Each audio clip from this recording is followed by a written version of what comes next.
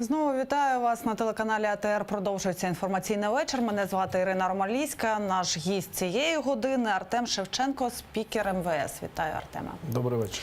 Хочемо поговорити спочатку про ті акції, дії поліції і взагалі силовиків. Як ви їх розцінюєте за 4 дні протестів у центрі Києва? Я їх розцінюю як адекватні. Може навіть іноді занадто стримані, але точно законні. Бо було багато нарікань. В нас в цій студії вчора один з протестувальників говорив, Єгор Фірсов, про те, що поліція відштовхувала людей, поліція відтісняла людей.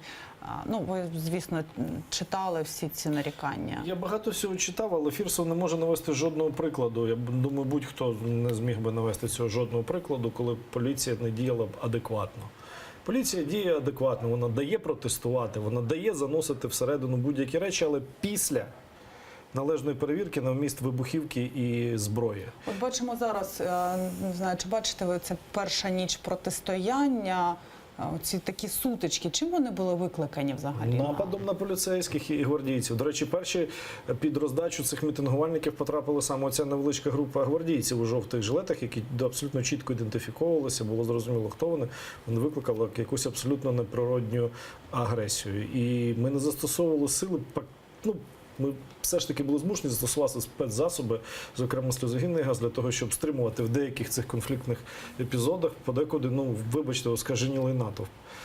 Ми не налаштовані абсолютно на жодні конфлікти і не хочемо їх, і дозволяємо, і декларуємо на всіх рівнях, що якщо протест мирний, якщо він навіть перекриває дорожній рух, що, звісно, дуже незручно для багатьох, хто живе або приїздить в центр, але якщо він мирний, якщо там немає зброї, якщо люди спокійно надають для огляду, законного огляду, власні речі, то це їхнє святе конституційне право вистраждане на 2 майданах протестувати. Ми ніколи не будемо діяти так, як діяла влада грузинських силовиків у листопаді 2007 року і в травні 2011 року. Це захід до Саакашвілі, так? Якими, до речі, повністю керував тоді президент Саакашвілі, маючи всю повноту впливу і повноважень в своїй президентській гілці влади, коли найжорстокішим чином були розігнані мирні протестанти, а співвідношення атакуючих силовиків і протестантів було там в десятки разів більше на користь силовиків. Ми так діяти не будемо.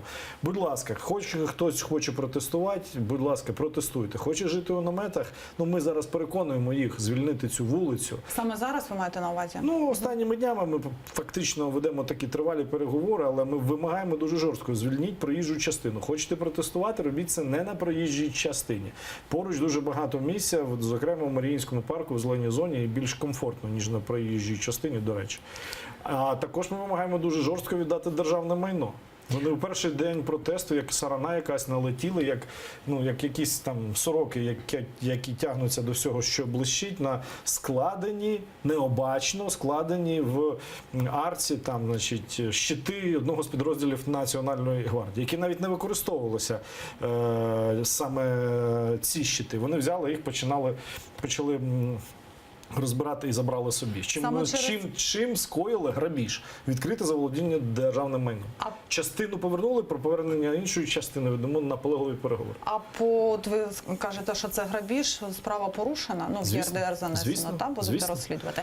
А частину саме через те, що намагалися забрати іншу частину, і виникли ще сутички? І там виникла сутичка через те, що ці, так би мовити, носії щитів вишукувалися в якийсь такий бойовий порядок з боку вулиці Шовковичної на 4-му під'їзді Верховної Ради перед поліцейськими. Нібито чи лякаючи, чи щось демонструючи якусь силу. Я не розумію, навіщо вони це зробили. Коли поліцейські вийшли до них туди, щоб продемонструвати доволі своїми рішучими діями готовність адекватно реагувати на загрози, вони полякалися, почали тікати. Під час цієї штовханини вдалося частину щитів повернути, вилучити те державне майно, яке було ними пограбоване, а також довелося доправити до місць, до поліцейського відділку 11 учасників, на яких склали адміністративні протоколи за за спротив поліцейських. Ви сказали, необачливо залишили ці щити. Хтось, проводили ви якусь внутрішню перевірку? Чи були Безумовно, покарані гвардія хтось? проведе, гвардія зробила висновки, чому це таке стало можливим. Головне, що ці щити навіть не використовувалися в бойовому порядку, розумієте? Якщо Тобто ми так хтось же про буде це притягнути до дисциплінарної якоїсь відповідальності? Можливо, це вже питання гвардії. Це не настільки серйозне питання. У нас, в принципі, вистачає спецзасобів і цих щитів, але, в принципі, це державне майно. Да? Воно має бути збережене. І воно абсолютно не використовувалося проти ті щити, які пограбовані були. Там ними не атакували, ними не нападали. Вони просто були складені. От бачите, сорока, як сарана, налетіла, взяла, розтягла. І ви Навіщо? сказали, що 11 затриманих. Доправлених, на них складені адмінпротоколи, направлені в суд. Сподіваємося, що буде відповідне рішення суду. Їх Відпустили притягнуть до тоді ж. адміністративної відповідальності, звісно. А за всі ці дні акції це лише 11 чи є ще затримані? Скільки їх? Ну, якщо мова йде про події саме в цьому кварталі, да, то це все. І давайте долучимо до нашого ефіру, почуємо іншу точку зору. Сергій Хаджинов з нами зараз на прямому зв'язку. Це представник організації «Автомайдан». Сергію, вітаємо вас в нашому ефірі. Добрий вечір, Артем. Скажіть, будь ласка, хочемо від вас почути оцінку діям правоохоронців за ці дні. Ну, я могу сказать, что по сравнению с тем, что было при Януковиче, конечно, правоохранительные органы действовали намного лучше и мягче. Но если сравнивать с тем, что мы можем увидеть в Европе, то они действуют крайне непрофессионально, они не знают законы, они провоцируют людей на агрессию. И в частности я могу рассказать о том, что мы, проводя мирную акцию 17 числа под одним из входов в Верховную Раду, установив деревянную рамку, которая символизировала проход зеленый для тех, кто поддерживает наши требования, и красный для тех, кто не поддерживает, подверглись немотивированной, абсолютно неадекватной реакции со стороны одного из нацгвардейцев, который просто, проходя мимо, разбил ее ударом ноги и руки. Вызвав полицию патрульную, мы так ее и не дождались. Точнее, они приехали где-то уже через 3 часа, когда мы уже были в скорой помощи, потому что мы попали под раздачу, что называется, находясь как раз рядом с рамкой, и это были те события, о которых вы только что говорили. Я лично получил химический ожог глаз от газа, который применяли против меня полицейские. Но это еще не самое, наверное, смешное. Например, в последний день нашей акции мы уже положили красную дорожку, которая символизировала приглашение народным депутатам проходить, не бояться в Верховную Раду, чтобы голосовать за законопроекты. Так вот, представьте себе, что эту красную дорожку украл сотрудник полиции, который стоял рядом. Это зафиксировано в протоколе, это есть на видео. Мы с этим сотрудником даже записали небольшой клип, который сейчас гуляет в Фейсбуке, и все с этого смеются. Артем знает, о чем речь, потому что он проходил как раз в этом месте и сказал дословно о том, что Князев вернет эту дорожку только в конце дня.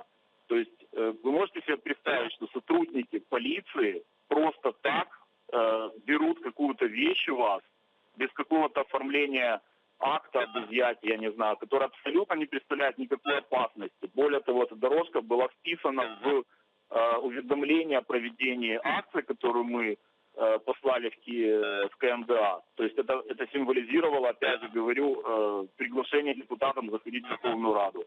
И мы написали заявление в полицию о том, что это будет препятствие деятельности общественной организации. Вот такая вот у нас сейчас поліція. Сергію, тут Артем зробив зауваження, що він говорив про Крищенка, не знаю, чи почули. Коли я вже після цієї розмови виходив, я бачив, що ця доріжка, я не розумію, чому так багато приділяємо уваги такій дрібниці, лежала на своєму місці. І я не знаю, чия це власність, але вона була повернута. Просто певні дії викликали, певні дії протестантів, зокрема встановлення оцих от дерев'яних, значить, рамочок, там, на які там сепарували. Хто йде в цю рамочку, той хороша людина, а хто йде в цю рамочку, то той, бачите, мудак, да, як там було написано. Це створювало провокативне тло для цих акцій, тим паче, що чіплялися до людей. Я вже не кажу про те, що дерев'яні ці рамочки могли бути використані як зброя під час заворушень. Саме тому вони були і розібрані. Сергій, А доріжки, ну, то така дрібниця, що я не розумів, про що ми говоримо. якщо Сергій, чесно. в мене до вас запитання щодо тих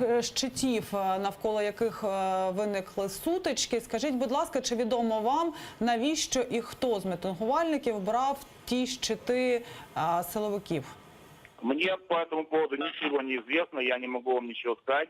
А возвращаясь к тому, что сказал только что Артем, я могу сказать реплику о том, что полиция не должна оценивать, каким образом общественные организации и свободные граждане протестуют под государственными установами. У нас на это есть полное конституционное право. И не вам оценивать, что мы там придумали, какой там деревянные рамки или растительный ковер. Ваши сотрудники украли у нас один из нашей собственности и повредили вторую собственность. Вот это факт. Сергію, і ще в мене коротке запитання. Бачила вся країна те відео, як мітингувальники просто били одного поліцейського. Багато людей били одну людину. Він отримав середнього ступеню тяжкості ушкодження. Ви з'ясували, хто це бив, що це за люди і чому? Ну, я лично этого не видел, потому что я находился где-то в 30 метрах в очень плотной толпе. Более того, в этот момент меня травили газом. Я видел только так же, как и вы, наверное, видео, в котором также было видно результат работы полицейских, когда одному пожилому человеку разбили голову, и он ушел весь в крови. И именно это спровоцировало ответную агрессию людей на то, чтобы вычислить, как говорится, вот одного из сотрудников полиции и начать с ним проводить какой-то самосуд. Дякую вам дуже. Одна репліка. За тієї кількості камер і телефонів, якими знімав будь-хто, я не бачив ще жодного відео, а я ретельно дивився, де було б чітко зафіксовано, що поліцейський б'є цього діда. У той час, як у нас дуже багато відео, де видно, як б'ють цього поліцейського. Якщо ви покажете відео, де видно, що поліцейський б'є цього чоловіка дійсно похилого віку, я, можливо, погоджуюся, але поки що я його не бачу. Или не кто-то из протестующих его побил? Ви розумієте, що це наверняка зробили хтось із поліцейських? Але відеофіксації не було, я правильно вас зрозуміла? Тобто у вас немає відео цього побиття? У нас нету. Но я уверен, что у полиции есть, потому что есть камеры безопасности, которые снимают все, что происходит. Просто полиция их показывает только в случае, если это им выгодно. Да ну про що Дякую. мова? У кожного телефону, у кожного. Там Дякую знімали вам. десятки, декілька десятків камер. Дякую вам дуже, Сергій Хаджинов, за те, що ви долучилися до нашого ефіру. Нагадаю, що це один з протестувальників, представник організації «Автомайдан», а в нас в студії Артем Шевченко. Артеме, ну от поки що, бачите, ми бачимо такі звинувачення в крадіжках. Там щити, там ця доріжка якась, таке. Скільки постраждалих з вашого боку? У нас двоє, але один не потребував госпіталізації, а один госпіталізований до сих пір, у нього середнього ступеня тяжкості ушкодження. Але це винятково завдяки стриманості поліції. Це ви маєте на увазі оце середньої тяжкості, це та людина, яку били? Яка втратила свідомість і отримала декілька ударів по голові. Що ми зараз поліцейський з Кропивницького, з Кіровоградщини. Зможемо, сподіваюсь, побачити на відео це побиття поліцейського. А ви з'ясували, хто бив? Чи є затримані саме по цьому факту? Кримінальне провадження розслідується за статтею 345 частина 2. Це тяжка стаття, я хочу нагадати. Вона передбачає і тяжка частина до 14 років позбавлення волі. І оскільки було справді дуже багато відео, то я думаю, що ми встановимо. Ну, бачите, абсолютно не вмотивовані нічим агресивні дії мітингувальників. Звісно, всі ці особи будуть встановлені, якщо вже не встановлені. Скоріше за все, вже встановлені. І вони будуть відповідати. Тільки хай потім не кричать, що це політичні переслідування, даруйте. Поліцейські їх били. Де агресія з боку поліцейських? Жодного. Ну, хіба що захист є там, коли його вже б'ють або шарпають. Ну, це, зрозумійте, ми ніколи першими нападати не будемо в тій ситуації. Якщо цей оскаженілий натовп вважає, що він може безкарно це робити, він помиляється. Так, ми будемо стримуватися до останнього. Хочу знову ж таки нагадати, може, нашим глядачам, Єгор Фірсов, який вчора був в цій студії, казав, що вони, як організатори акції, засуджують це, ну, це саме побиття, ну, але каже, що не знаю, хто саме бив. Сподіваємося, от ви кажете, що з'ясовують особи тих людей. Ці люди будуть притягнуті до кримінальної відповідальності. А коли був застосований газ? Всі мітингувальники, з ким ми говорили, і які засуджували дії поліції, вони всі згадують про газ. Після яких дій він був застосований? Після відкритого насильства, для того, щоб стримувати агресію нападників. А вам Декілька разів, але він так доволі обмеженому такому, в обмеженій кількості і обмеженою кількістю правоохоронців він застосовувався. З ручних балончиків це не було якісь там гранати газові або будь-які сильніші спецзасоби, які так само є на озброєнні у поліції. А вам відомо, скільки людей потрапило до лікарні? Нам відомо, що перші там декілька сутичок найзапекліших були у перший день, 17 числа. А декілька було, знало, що надавали допомогу. Лікарі нам звітували про 3 осіб. Але у нас немає якихось заяв від цих 3 осіб про те, що були порушені кримінальні провадження за цим фактом. І нам невідомо про якісь не те, що тяжкі, а навіть середньої тяжкості ушкодження, які б хто-небудь отримав з мітингувальників від дій поліції. Ви сказали ще на початку нашої розмови, що це були відверті провокації. Тобто ви вважаєте, чи правильно я вас зрозуміла, що це були цілеспрямовані дії на визов агресії з боку поліції? Так. Навіщо? Мені здається, метою було спровокувати кровопролиття, велике, масове, таке серйозне, яке б сколихнуло суспільство і надало додаткову підтримку цьому недомайдану, або, як його ще називають, псевдомайдану. Да? У них мало людей, до них не йдуть кияни, вони їх не підтримують, вони повністю, на мій погляд, як аналітика-спостерігача, дискредитовані. Ним нема ким протестувати, тим паче нема ким нападати. Тому у перший день, коли там було найбільше людей, за нашими оцінками 4,5 тисячі, вони спробували зробити таку провокацію, мовляв, давайте бийте нас, ми, значить, будемо тут виставляти себе жертвами. І це викличе, як тоді, в 30 листопада 2013 року, симпатії багатьох людей, наш Майдан, псевдомайдан, я б навіть сказав, розшириться. Абсолютно недолуга, безглузда провокація, яка свідчить про те, що його організатори абсолютно не розуміють, що МВС змінилося і ціннісно, і професійно. І міністр внутрішніх справ чітко казав, що у нас немає жодних заперечень проти мирного протесту, протестуйте скільки завгодно, але ми не допустимо кровопролиття. І на відміну від того, що сталося 30 листопада, 29-го, в ніч з 29 на 30. коли мирний протест був розігнаний силою. А ви от сказали, як аналітик, спостерігач, ви взагалі як людина, як аналітик, спостерігач, журналіст з великим досвідом, підтримуєте ті вимоги, які протестувальники проголошують до Верховної Ради з приводу антикорупційного суду, політичної реформи в плані зміни виборчого законодавства? Частково підтримав, але б я не хотів полемізувати, бо це не є предметом мого, скажімо так, професійного інтересу. Частково... Просто коли ви кажете «недомайдан», знаєте, мені здається, що ви так кажете і про їх вимоги так зверхньо. Я кажу про їхній стиль тобто, вуличної акції, які вони проявили у перший день. Щодо їхньої політичної, щодо політичного змісту, я маю свою позицію, але я не вважаю за потрібне її зараз полемізувати і дискутувати, тому що це трошечки не зовсім мій профіль, тому що є про що поговорити про дії поліції, МВС і загалом Нацгвардії цього тижня. Але частину вимог їхніх в певній частині, в певній варіації, скажімо так, вважаю цілком слушним. Про сьогоднішні навчання. У вас була сьогодні новина про те, що пройшли навчання. Сподіваюся, що ми також можемо побачити їх відео спецпризначенців КУРТ Національної поліції та прикордонників. Це КУРТ навчається для таких акцій саме? Ні. КУРТ не забезпечує громадський порядок. Тобто КУРТ працює винятково проти особливо небезпечних злочинців, за отримання груп злочинців, поодиноких озброєних злочинців, груп озброєних злочинців, а також може використовуватися під час проведення операцій антитерору і звільнення заручників. Тут, якщо буде зброя, наприклад, у когось з мітингувальників не йдуть? Може бути застосований КУРТ? Корд – це підрозділ, який застосовується переважно під час дій кримінальної поліції. Але якщо необхідність буде його застосовувати, то він може бути, залежно від ситуації. Це така тонка, але дуже гостра зброя, яку треба використовувати дуже обережно і не завжди.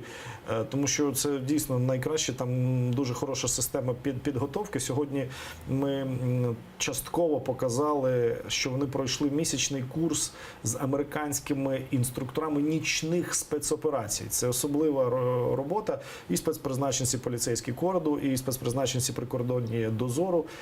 Як правило, більшість своїх спецоперацій американці проводять вночі. А для того, щоб ефективно працювати вночі, в будинках, вести вогонь, затримувати злочинців, вони пройшли такий інтенсивний курс, який їм надали інструктори з 2 провідних груп спецпризначення Сполучених Штатів. А спецпризначенці, які є під час цих акцій в центрі Києва, це хто? Це умовно їх можна назвати спецпризначенцями. Вони все-таки є сили правопорядку, сили забезпечення публічної безпеки і порядку. Це ті минулі беркутівці? Ні. Це їх взагалі не варто назвати спецпризначенцями. Це сили правопорядку, сили поліцейські, сили гвардійські. Так, у них є більш підготовлені, це тактичні групи, так звані тактики, ми їх називаємо, вони в складі патрульної поліції. Є загони особливого призначення, називається особливого призначення, де частково зберіглися ті кадри, до яких немає поки що претензій, або взагалі немає претензій прокуратури, які служили в тому старому загоні, який ліквідований, який ви називали, який був заплямований своїми поганими діями на Майдані. Але як показує їхня тактика дії і роль, за цей тиждень все залежить від того, хто керує операцією. Керівництво цієї операції по підтриманню публічного порядку і безпеки протягом цих 4 днів, від вівторка до п'ятниці, вівторок, середа, четвер, п'ятниця і сьогодні, і завтра, і на неділю там оголошена велика акція, показує, що у нас є фах, у нас є розуміння, у нас є політична відповідальність, яку формує передусім міністр внутрішніх справ Аваков як головний політик в Міністерстві Артеме, внутрішніх справ. а чи припускаєте ви, що можливий силовий розгін цієї акції? Ми заявляємо і не втомлюємося заявляти. Ніякого силового розгону не буде.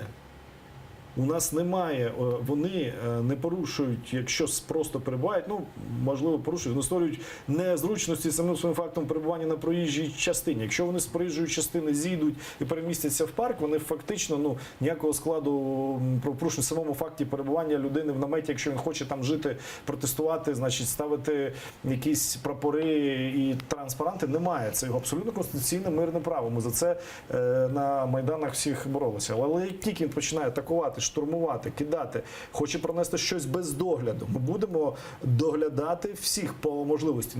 Наскільки це можливо. У нас є сумний досвід. Там на Верховній Раді та табличка висить, де вкарбовані навічно імена 4 гвардійців. Коли не було догляду, і один навіжений хлопець під впливом політиків приніс гранату ручну і кинув. І що сталося? Ми не хочемо що такого досвіду вже не буде.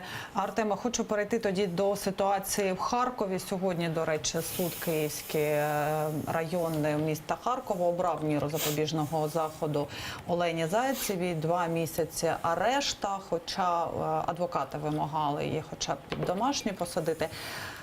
Давайте послухаємо позицію голови Національної поліції України Сергія Князєва, який сказав про те, що загалом було 88 тисяч адмінпротоколів за п'яне водіння в цьому році. П'яне і наркотичне. І наркотичне, це одна і та сама стаття.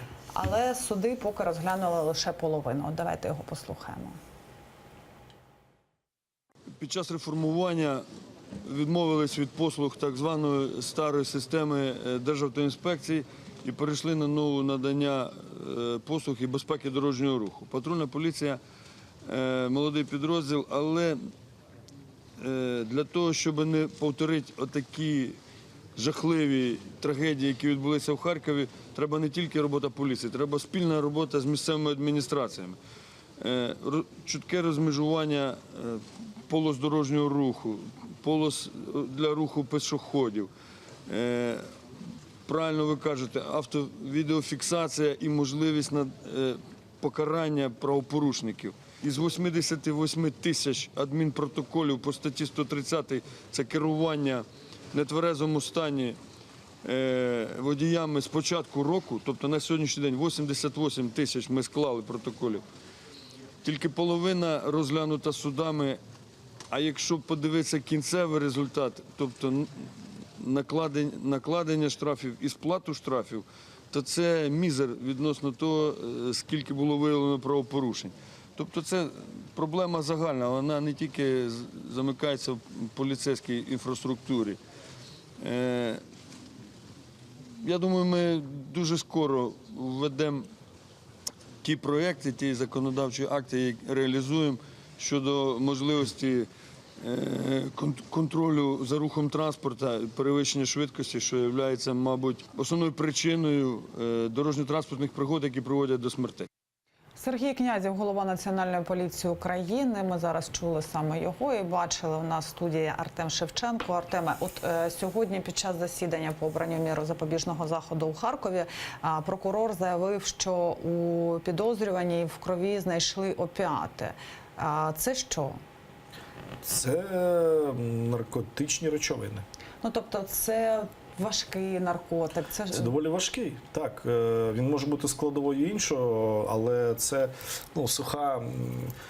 суха, чиста, дистильована наркотична речовина, яка може входити в склад наркотику, де трошки більше якоїсь іншої хімії є. Але в крові залишається саме вона. А не в крові, а в сечі в даному разі. Ага, а наприклад, там в якихось пігулках вона може бути чи щось таке? Я не фахівець, давайте ми дочекаємося повного слідства і повної експертизи. Це первинні дані, обов'язково будуть ще вони там перевірені декілька разів. Я думаю, там буде остаточний вердикт, але це демонстрація того, про що ми говоримо. Якщо це підтвердиться, да, і стиль її кермування, що сталося, в принципі, нам підтверджує те, що щось з нею було не так. Не може на такому перехресті, в такому русі, у такий час людина з такою швидкістю їхати і на такому перехресті, незважаючи на світлофор. От уявіть собі просто цифра. Якщо хочете запитати, давайте запитаємо, але я закінчу думку. Дайте.